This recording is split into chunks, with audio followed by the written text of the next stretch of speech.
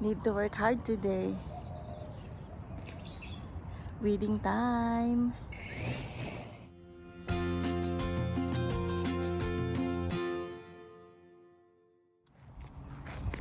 Ooh, after the rain, look. Weeds are tall. Oh my god. Oh my god. They are really tall. Look, guys. Ooh. So I will be weeding all these tall weeds.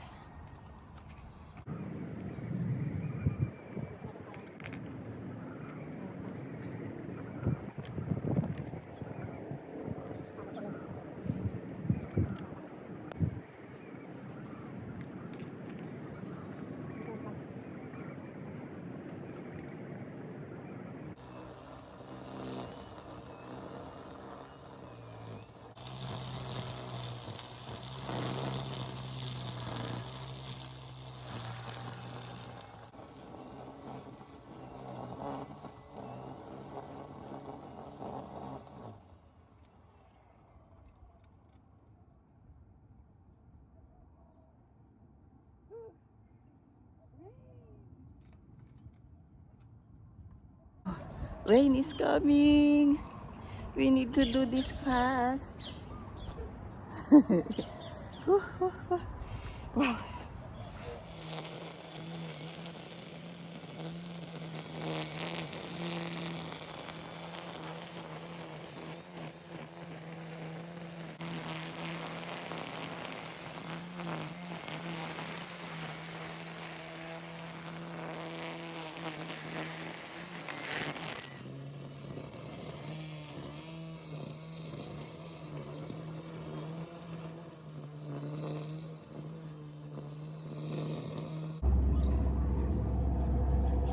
Two bars.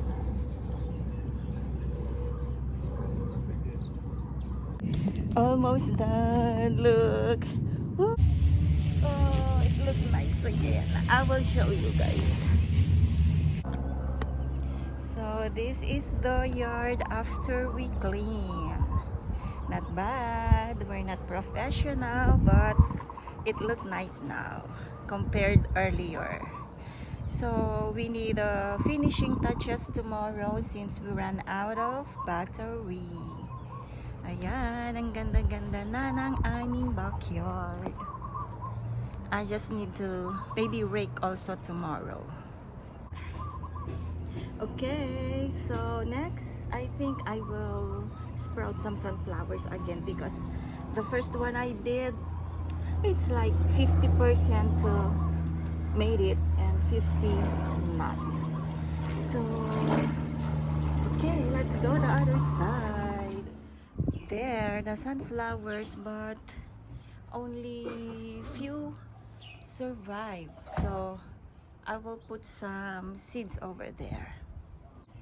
Ay, what happened? You did not survive.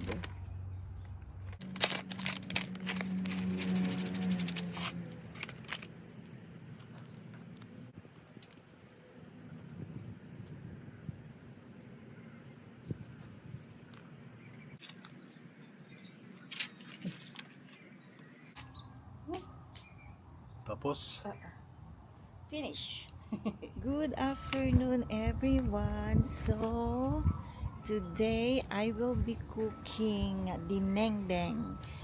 Some of the ingredients will be from our garden. Of course, kailangan ko ng malunggay or yung ating tinatawag na moringa. Kaya tara na, pitas tayo ng malunggay.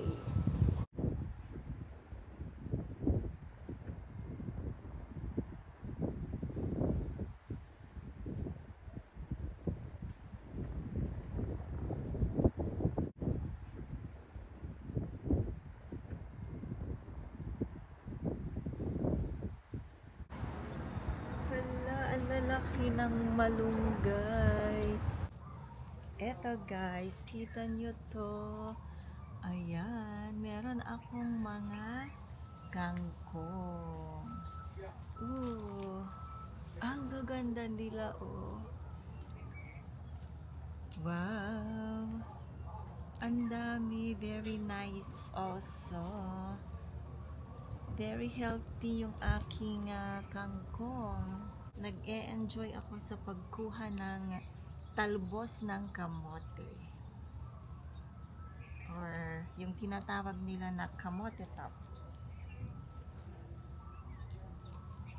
Hala, ang dami guys.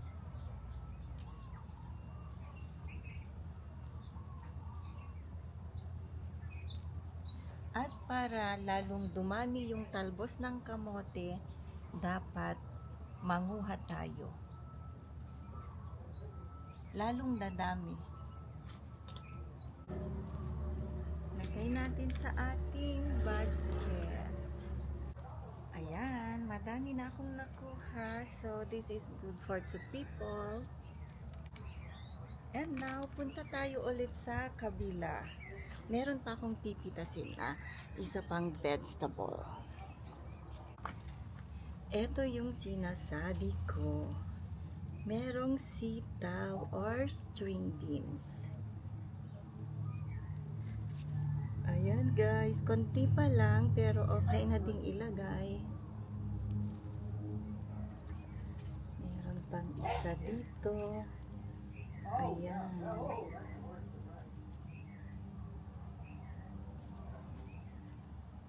Ayan. Ito sila.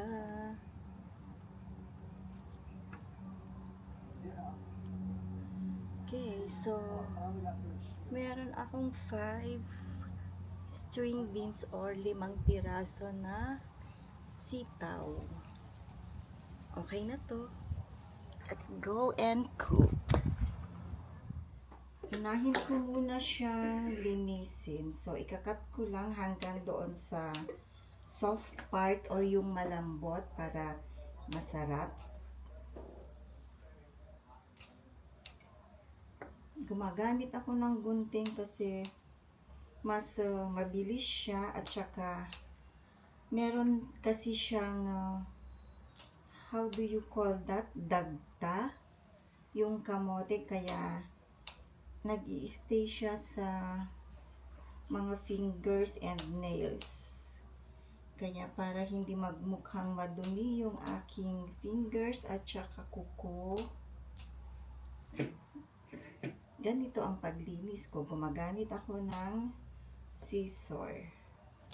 Nagmamantsa kasi. Yun pala yung dapat na term ko.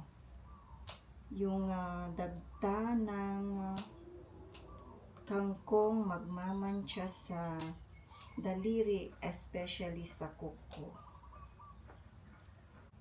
Ayan, matatapos na ako sa kangkong. At tapos na siya guys. Ito. Next. Another one. Yung malunggay. Wow, ang lalaki ng leaves niya. Very fresh. Kasi ilang days ba? Almost 2 weeks on and off rain dito sa Hawaii. Kaya masaya, healthy yung mga vegetables ngayon.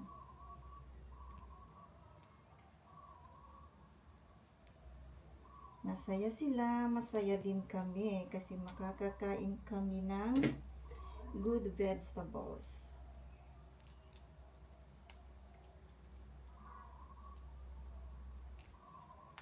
Ayan.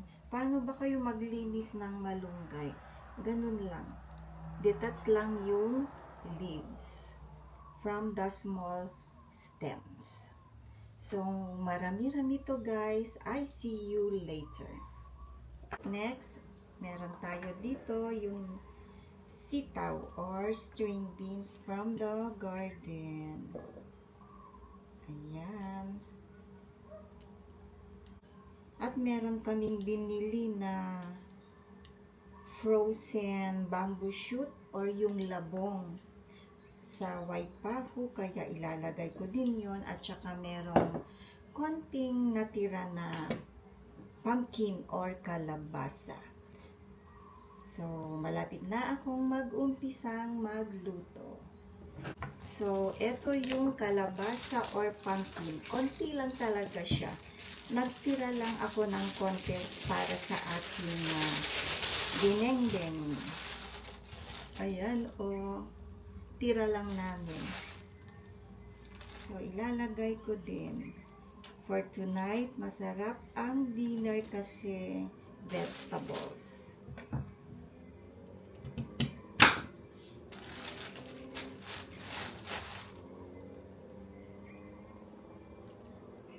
Sino sa inyo guys ang nag-uulam ng ganito tulad ko? Nakakamiss talaga yung mga dishes sa Philippines. Kaya nung dumating ako dito sa Hawaii, ang una kong ginawa, nagtanim ng malunggay.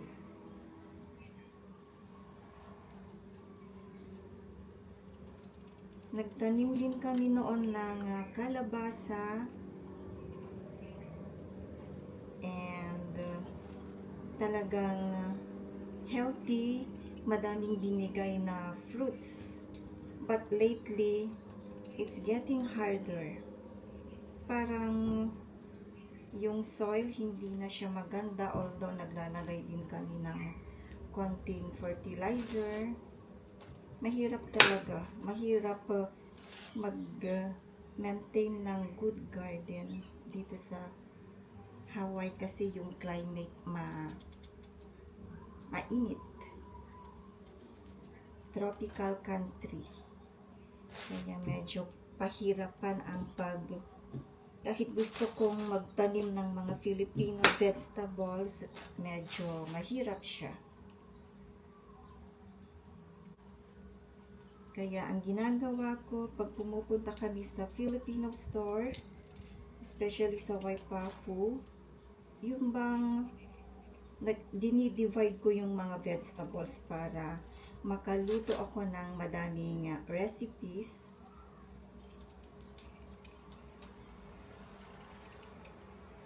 Noong una, yung first half ng kalabasa, ginisang kalabasa niluto ko.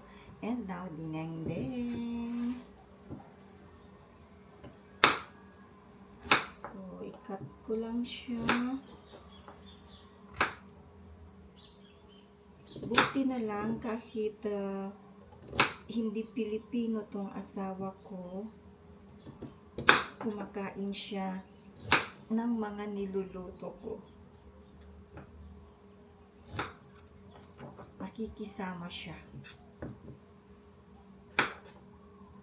At ako rin naman, yung mga gusto niyang kainin, kinakain ko rin.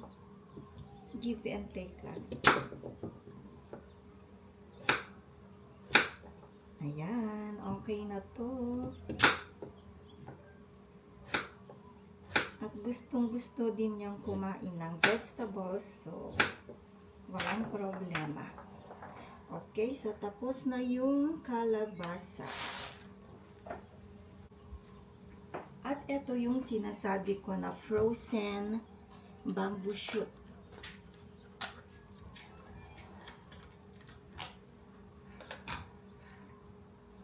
Ayan. Oops.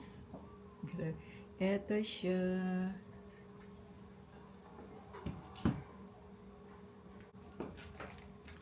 At bago ko makalimutan, meron ako nitong ulo ng tilapia na naprito. The other day, we ate fried tilapia, but then I saved the head. Ito siya, para-paraan lang. Kailangang maging smarte. So, ilalagay ko to sa aking dinengdeng. Ito ang pampalasa. Magiging masarap yung soup ng ating dinengdeng. So, tara na! Umpisahan na natin ang pagluluto. So, magpapakulo muna ako ng tubig. I will boil water.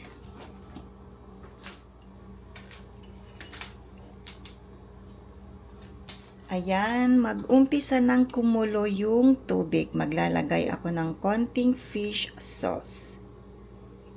Usually, ang gamit nila sa Philippines or sa Ilocos, bagoong. but we don't use bagoong.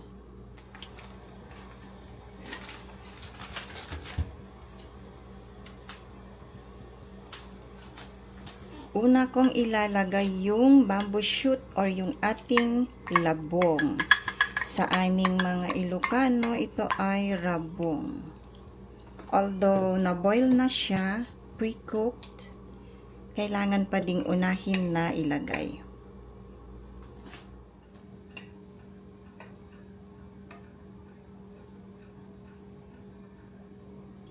Kumukulo talaga siya. I think it's good already. So next is, eto na. Ilagay natin yung star ng ating recipe.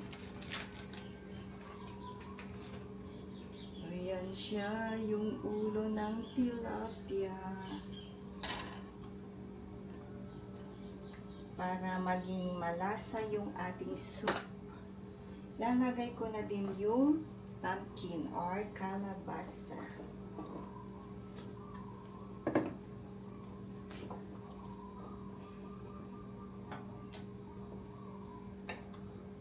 Yan. Hayaan natin kumulo-kulo. Kunin ko na yung malunggay para baka makalimutan kong ilagay.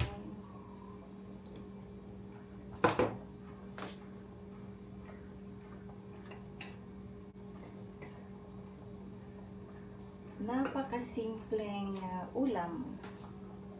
Pero healthy siya, masarap at nakalibre. Nakalibre ng konti.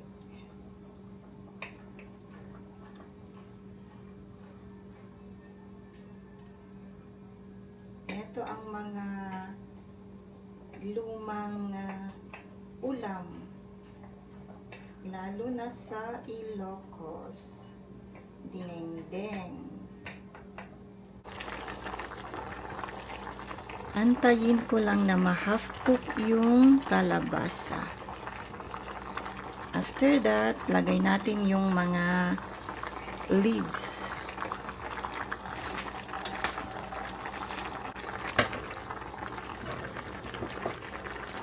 Okay, tingin ko pwede nang ilagay yung other ingredients. Ito yung sitaw.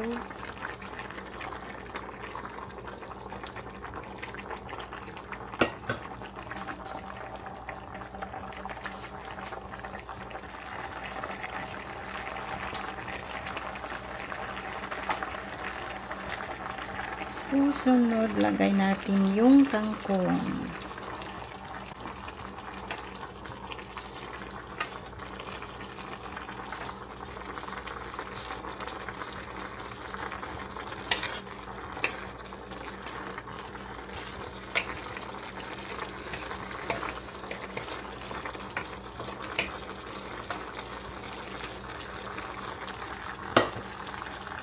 Lagay na din yung malunggay.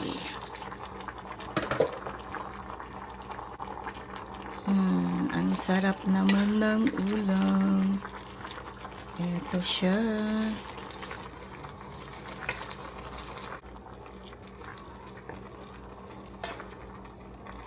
Ayan. Parang konti yung sabaw pero mag-shrink yung mga malunggay at saka kangkong.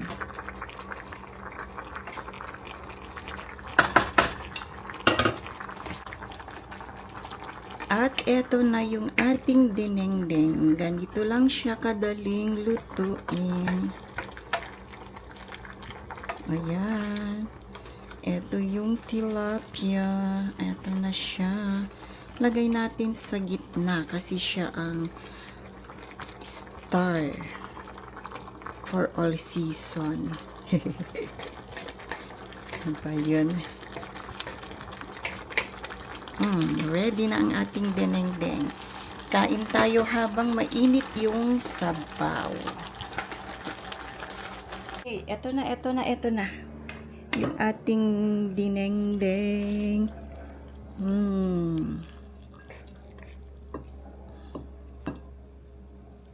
Mainit-init na pudot pie. Yan.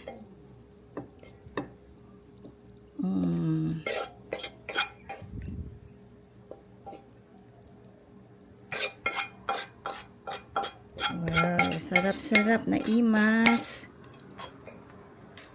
Ayan na yung tilapia.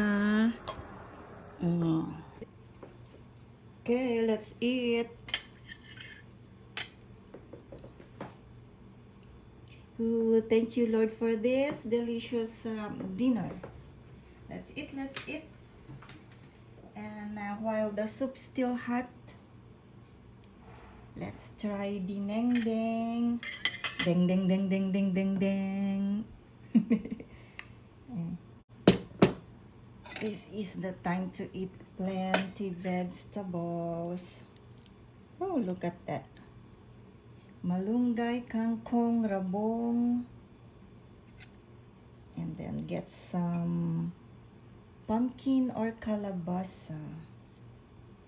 And then the soup. Put in your rice. Rice is life.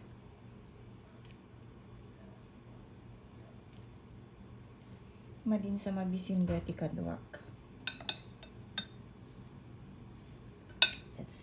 Let me get my part of the tilapia.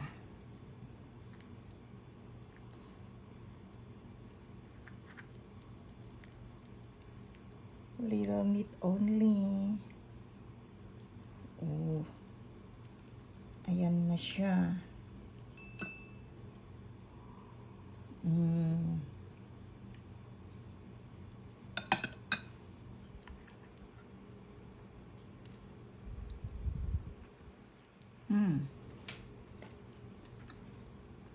So good.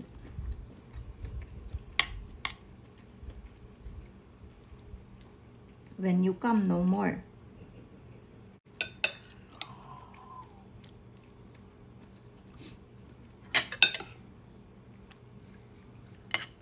And I pick all the utong that we get.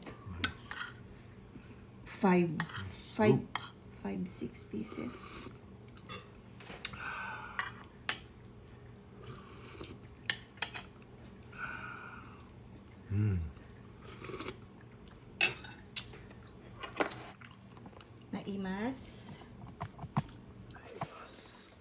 Naimas, masarap.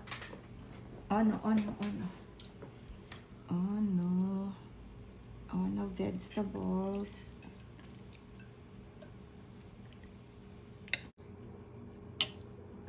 Let's eat.